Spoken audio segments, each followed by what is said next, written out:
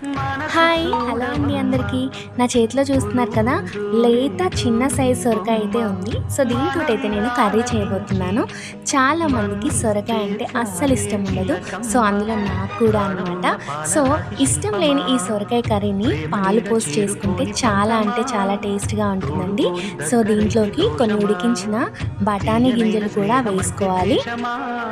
So ఏమీ లేదండి, రెగ్యులర్గా మనం సొరకాయ కర్రీని ఎలా అయితే చేసుకుంటామో సో సేమ్ ప్రాసెస్ అనమాట.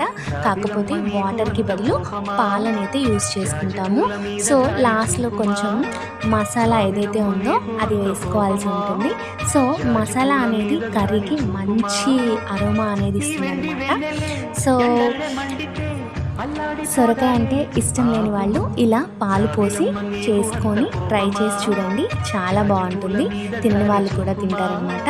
సో వీడియో నచ్చితే లైక్, షేర్ అండ్ సబ్స్క్రైబ్.